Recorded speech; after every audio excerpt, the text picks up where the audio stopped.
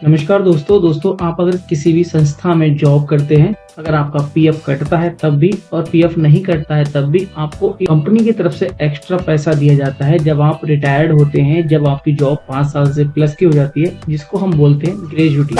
तो दोस्तों आज की वीडियो में डिटेल में जानेंगे कि ग्रेजुटी में आपको मैक्सिमम कितने पैसे मिल सकते हैं, ग्रेजुटी के क्या क्या रूल हैं, ग्रेजुटी को किस फार्मूले के द्वारा आपको दिया जाता है। फार्मूला पता होना चाहिए कि आपकी कितना मैक्सिमम ग्रेजुटी मिल सकती है। और सबसे बड़ी बात, अगर किसी कर्मचारी की मृत्यु हो जाती है तो उसकी जो नॉमिनी होंगे, घर वाले होंगे, उनको ग्रेजुटी का फायदा मिलेगा और नहीं मिलेगा। तो आज की वीडियो में डिटेल में जानेंगे कि ग्रेजुटी के क्या क्या बेनिफिट्स मिलते हैं। दोस्तों वीडियो बहुत महत्वपूर्ण होने वाली है, बहुत अच्छे टॉपिक पर आए हैं, तो वीडियो को शुरू से लेकर लास्ट तक जरूर देखिए। अगर आपको वीडियो इन्फॉर्मेटिव लगेगी तो वीडियो को लाइक और हमको सब्सक्राइब जरूर कर लीजिए। अगर आप हमें फेसबुक पेज पर देख रहे हैं तो हमें फॉलो जरूर कर लीजिए।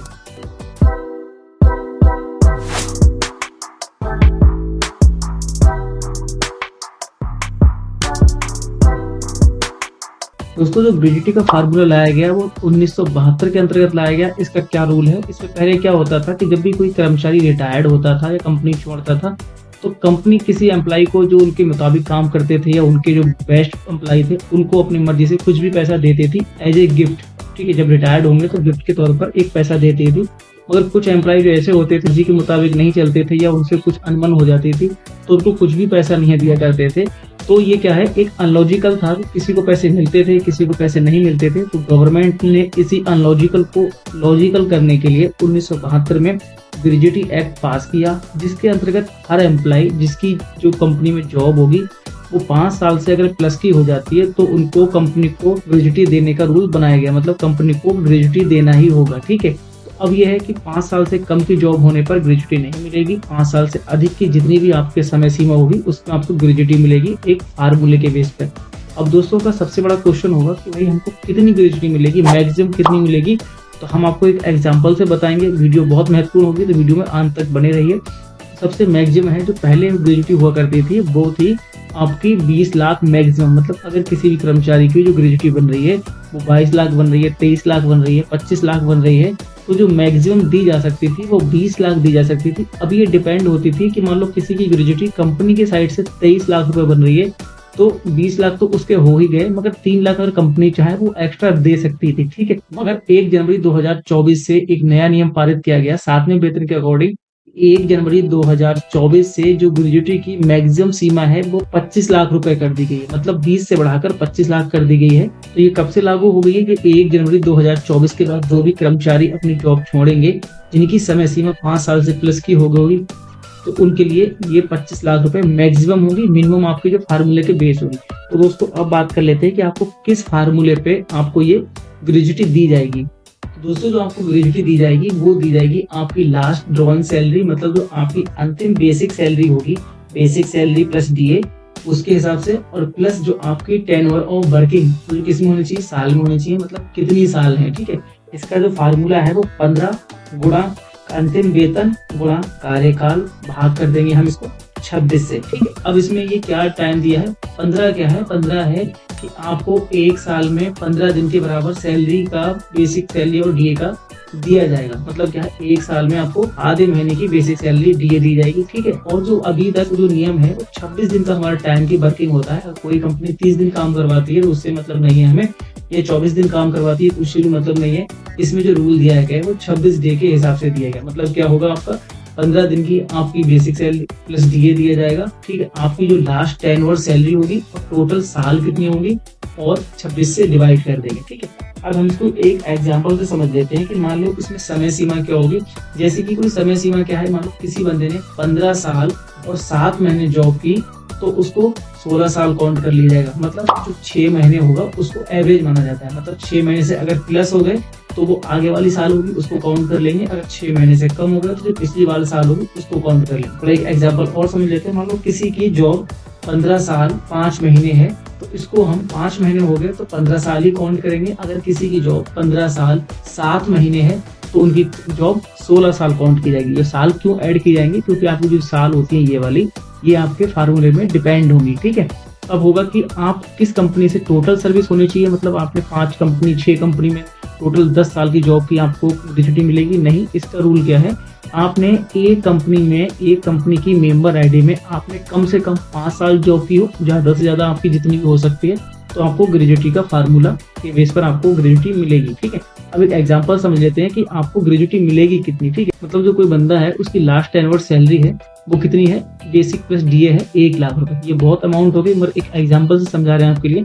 ठीक है, तो यहाँ पे क्या होगा, लास्ट अंतिम सैलरी कितनी है, 1 लाख रुपए, और ये टेन्योर वर्किंग कितना हो गया, साल में दिया है, 25 साल दिया है। ठीक है, तो अब जो ग्रेजुटी को फार्मूला लगाएंगे तो 15 into last drone salary into 10 working day और डिवाइड बाई 26, मतलब 26 से डिवाइड कर देंगे तो जो हमारी ग्रेजुटी आएगी वो 14,42,307 रुपए आएगी। ये कंपनी देगी आपको। ठीक है, अब दूसरे का एग्जांपल समझ लेते हैं कि कोई दूसरा एम्प्लॉय है, उसकी जो लास्ट ड्रोन सैलरी है वो है आपकी 2 लाख रुपए। ठीक है, उसकी जो टाइम पीरियड है वो है 25 साल, उसने 25 साल तक जॉब की है, एक ही कंपनी में की है। तो जो उसकी ग्रेजुटी बनेगी इसी फार्मूले पे लगा देंगे, वो बनेगी 28,84,615 रुपए। ठीक है, अब जैसे कि मैंने बताया कि आपको ज्यादा से ज्यादा कितनी मिल सकती है, तो गवर्नमेंट की तरफ से जो कैपिंग लगा रखी है वो 25 लाख रुपए आपको मैक्सिमम होगी, इससे ऊपर नहीं मिल सकती। ये आपकी मैक्सिमम ग्रेजुटी होगी। मगर फ्रेंड्स यहाँ पे एक बात और ध्यान देनी है, अगर मान लो कोई कंपनी अच्छी है, समझती है अपने एम्प्लॉय को, तो वो चाहे तो इसको जो 28,84,615 रुपए है वो पूरा दे सकती है। ठीक है, ये कोई डिपेंड नहीं है, मतलब 25 लाख तो देना ही देना होगा, और चाहे कंपनी तो इसमें क्या 28,84,000 इतने रुपए दे सकती है। मतलब 25 लाख से ऊपर की जो अमाउंट होगी वो उसके कंपनी की डिपेंड करेगी, देना चाहे तो देगी सकती। इसमें कोई सरकार की तरफ से कोई बॉन्ड नहीं है। ठीक है दोस्तों, यहाँ पे एक बात और करेंगे कि जो आपको जो ग्रेजुटी से जो आपको पैसा मिलेगा, क्या वो टैक्स के दायरे में आएगा, तो ये हम पॉइंट रखेंगे लास्ट में। उससे पहले बात कर लेते हैं कि जो आपको किसी कर्मचारी की मृत्यु हो जाती है तो मृत्यु में क्या क्राइटेरिया है, क्या नॉमिनी के लिए ग्रेजुटी मिलेगी या नहीं मिलेगी, तो उसके लिए हम थोड़े नियम देख लेते हैं। जो फर्स्ट नियम है उसके लिए क्या होगा कि कर्मचारी है उसकी मृत्यु होने पर अगर किसी कंपनी में 1 साल से कम की जॉब की है, ठीक है, तो ध्यान रखना उसके लिए 2 गुना ऑफ बेसिक सैलरी, मतलब जो बेसिक सैलरी प्लस डीए होगा उसका 2 गुना ले सकता है। जैसे कि किसी की बेसिक सैलरी 10,000 रुपए है और 1 साल से कम की जॉब की है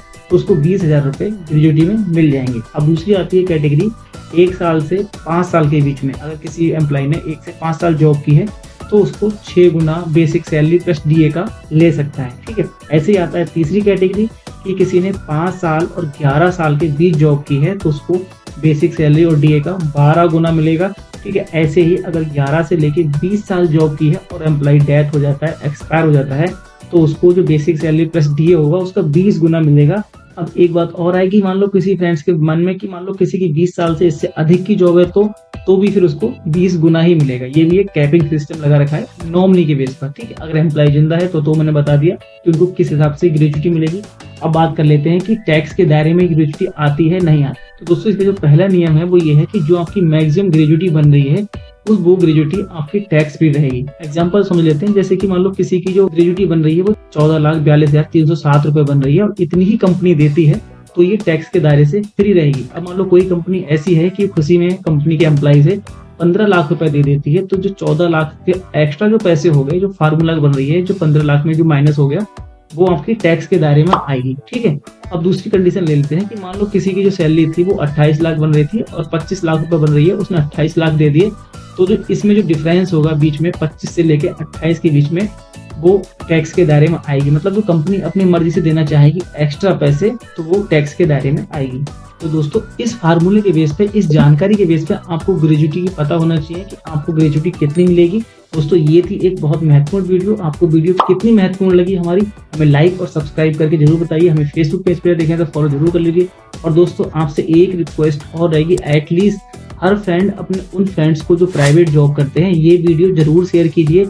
हो सकता है कोई उनको कंपनी के द्वारा ये बेनिफिट्स ना मिलता हो या कोई बंदा एक्सपायर हो गया हो, उनकी नॉमिनी को नहीं पता इस जानकारी के बारे में, तो आपका एक सपोर्ट, आप वीडियो शेयर करेंगे उनके लिए तो उनको एक जानकारी मिलेगी, उनका जो पैसा है वो कामयाब मिल पाएगा कंपनी की तरफ से। ठीक है, तो इस प्रकार भी और भी इन्फॉर्मेटिव वीडियो पाने के लिए हमें सब्सक्राइब कर लीजिए। आपके मन में कोई भी कंफ्यूजन हो किसी भी टाइप का तो कमेंट से पूछ सकते हैं और हमसे बात करना चाहते हैं तो इंस्टाग्राम आईडी का लिंक हमने डिस्क्रिप्शन में दे रखा है, वहां हमें फॉलो करके मैसेज कीजिए, हम आपकी प्रॉब्लम के बारे में डिटेल में बात कर लेंगे। धन्यवाद दोस्तों।